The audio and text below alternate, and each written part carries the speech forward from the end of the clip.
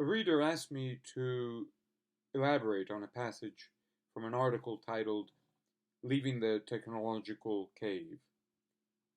The passage addresses the problem of time, more precisely, that of the past.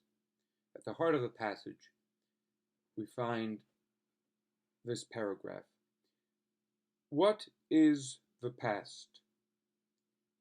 Death as repository of all signs or memories of the present, of all life.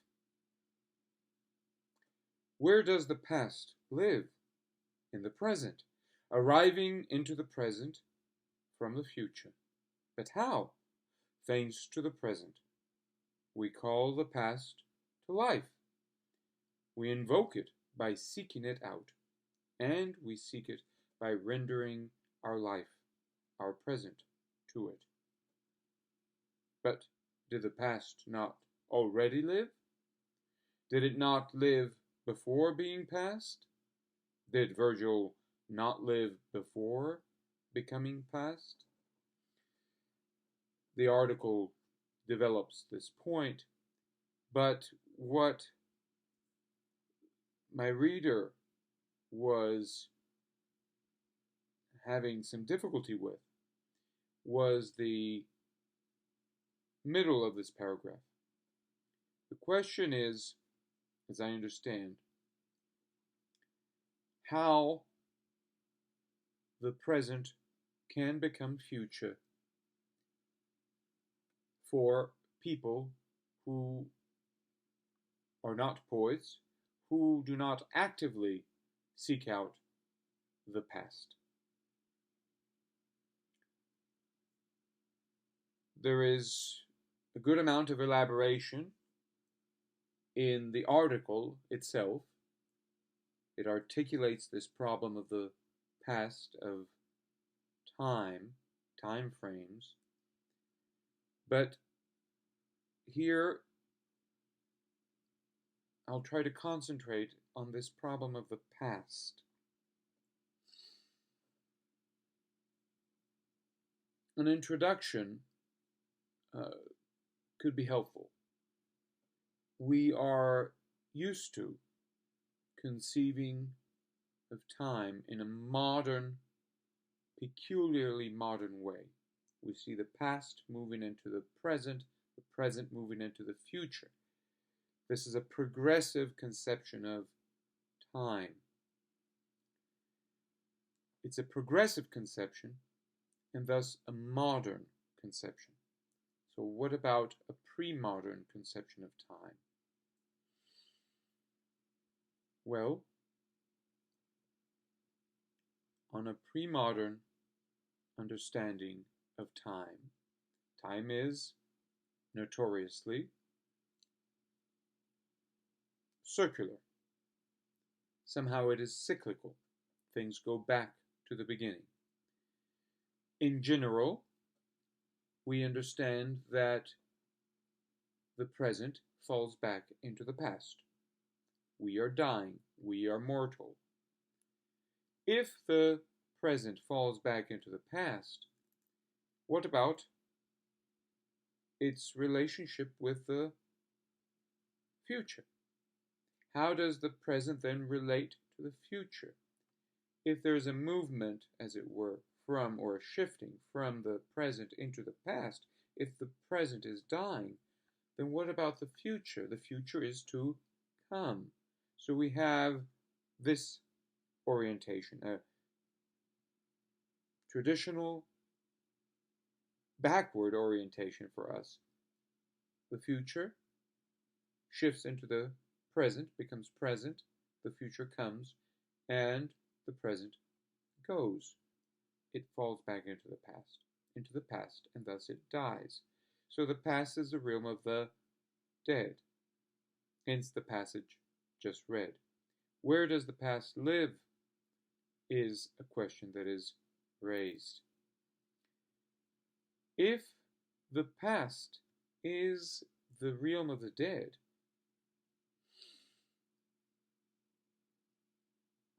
where is it found? As present, it is found in the present. If it is to be present to us, if it is to emerge, it is clearly to emerge as something present, and there it lives. Arriving into the present, however, wherefrom it does not, we have seen, move or shift into the present from itself. It would need to arrive from the future, so that it would shift from the future into the present, and the present then would shift back into the past. Hence the cyclicity of time in a traditional pre-modern conception. One might argue that in biblical terms we do have a movement forward. The future becomes very important in eschatological discourses. We seek the end, but as some scholars have pointed out, in the Bible, the end, the eschaton, is never a superseding of the beginning. It is ultimately a return to the beginning. Thus, to be sure, we have discourses about the future end, the end of time, but this end is not some kind of a future that is distant. It is imminent, immanent. It is close, ready at hand, almost. It is coming. It is right, almost there. Which is to say that it is really an intimation of the beginning. So, what about this past? The question is asked, but how? How, that is to say, how does the past arrive into the present from the future? Well, one would have to find a way for the past to reach the future. And the answer proposed here is thanks to the present. Well, how is that? Well, the present being in the middle could serve as a middle term, clearly, as a pivot, right, of conversion. Through the present, the future can become past, the past, future. So, thanks to the present, here it is said, we call the past to life. Now, my reader was suggesting, well, he finds it easy to understand how a poet, somebody who's thinking about the past, right, can evoke it. We call the past to life, into the present. In fact, I continue here, we invoke it by seeking it out. However, the parenthesis is key, and we seek it by rendering our life, our present, to it. Well, who does not render his life to the past? Who does not die?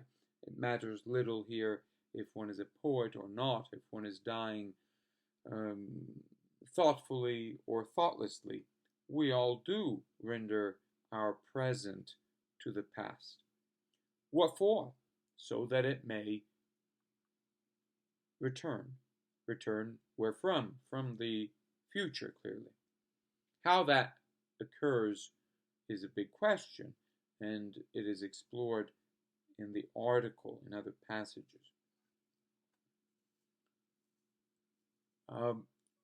Did the past not already live? Did it not live before being past? So the question was, where does the past really live? Where is it actual? And we are tempted to say that, well, it is simply actual for us, but it was actual prior to us. And the article explores this problem by highlighting the original character of the present. The present is not simply a fleeting moment. It is the place of actuality. Yes? So it is not merely my present or your present. In the article, the example is given of Dante and Virgil, Virgil in the comedy of Dante. And the idea here is that the present in which Dante lives is not an other with respect to Virgil's present. These two presents, taken as my present or your present, his present, are traces of the present. So, what do we have here? The suggestion is made in the article, throughout the article, that Virgil comes after Dante. So, that what we consider the past comes after the present. Now, it is easy to see how that is the case if we envision the present moving into the past. Well, first comes the present, then the past. But there is another aspect to this, which is to say that we are waiting for the past to come into the present and be itself. So in some respect, it has yet to come into the present. It has yet to be present. Now, the question, however, that is raised there, but wasn't it not already alive? Was it not already actual before becoming actual again? And here is the answer that is given more or less succinctly throughout the article, which is that the present is fundamentally eternal, and that it is not adequately understood aside from a stillness, a nunc stans, as the Latins would call it, the medievals, the people who spoke Latin, I mean. And this stillness of the present suggests an openness that sets it free and renders it independent of any current, of any shifting. The nunc stans is the stopping, and the present as this opening up, which ultimately translates into eternity, which is to say, that which is utterly immutable and that remains within itself. So the present remains within itself. But in terms of human consciousness, the richness of the present cannot be fully appreciated. So we always conceive the present as relating to someone, my present, our present. And so we say, well, Virgil was present. But Dante is suggesting in his comedy, as all great poets do, arguably, that my present is simply a trace of the present that is always.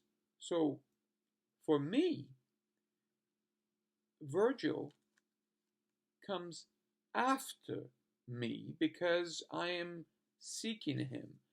I do not see him at first as being present. I am seeking him as present, and I discover him as present at the end of my journey, where I discover that the present is not just mine, but it is shared. It is a common present that is timeless.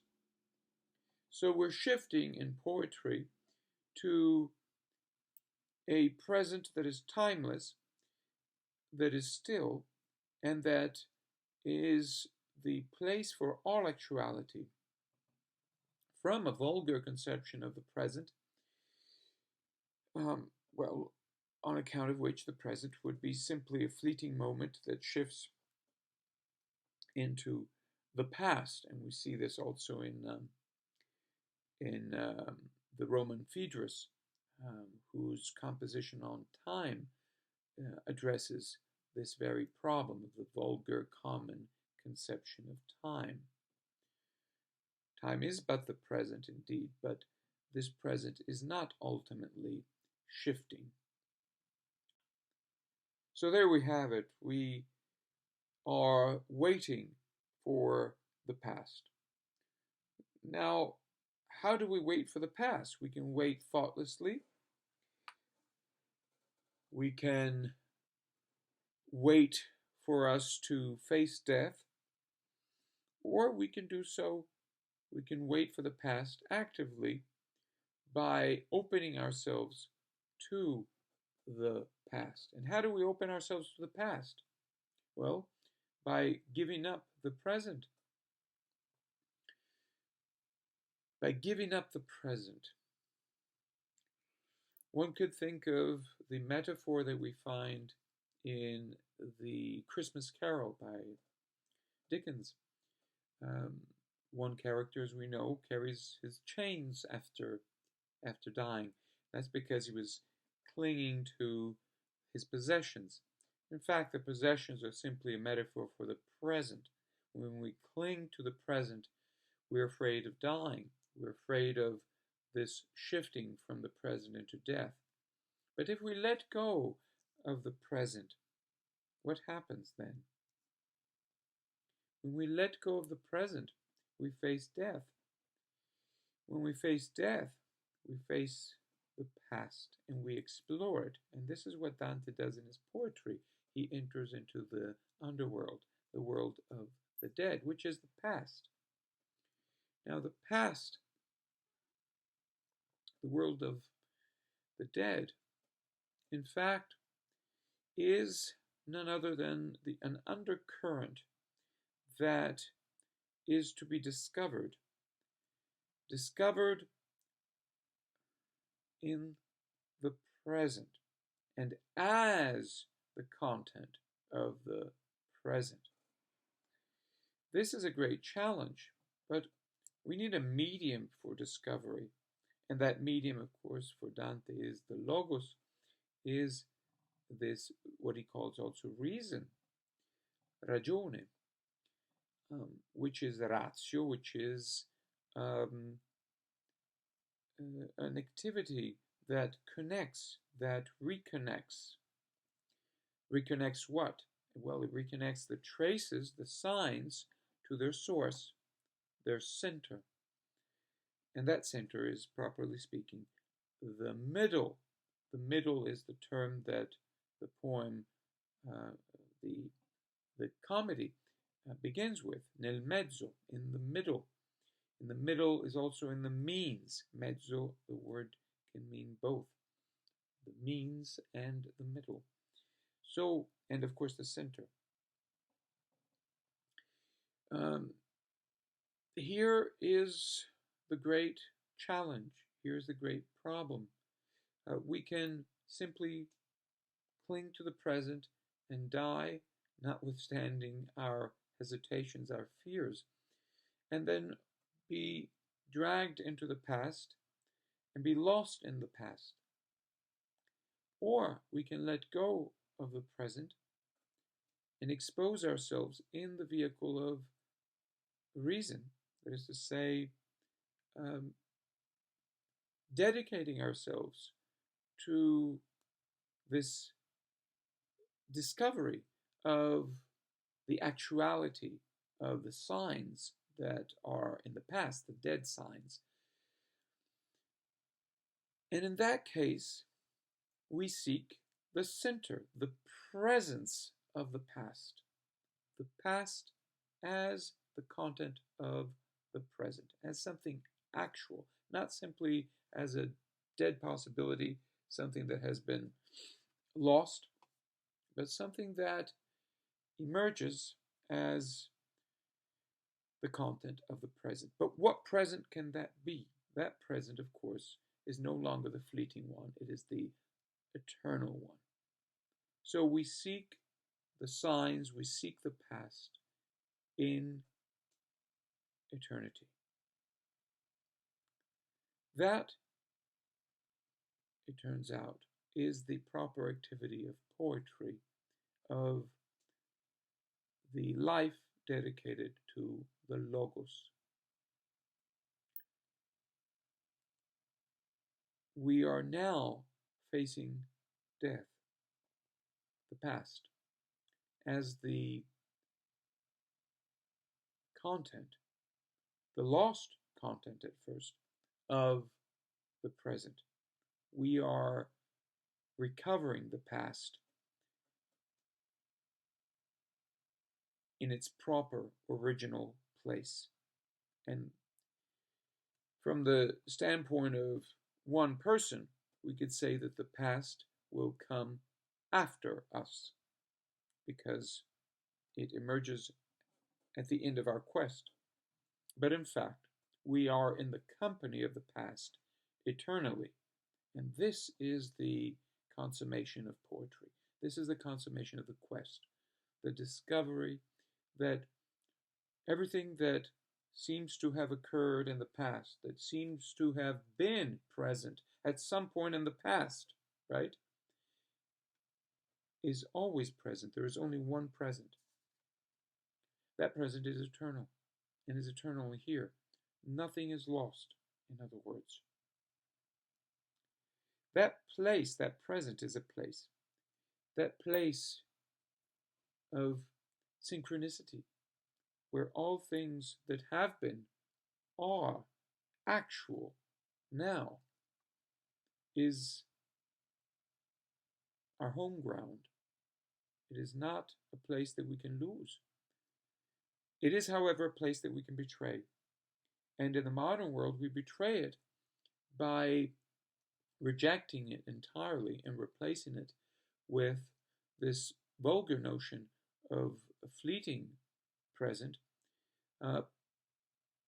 augmented by this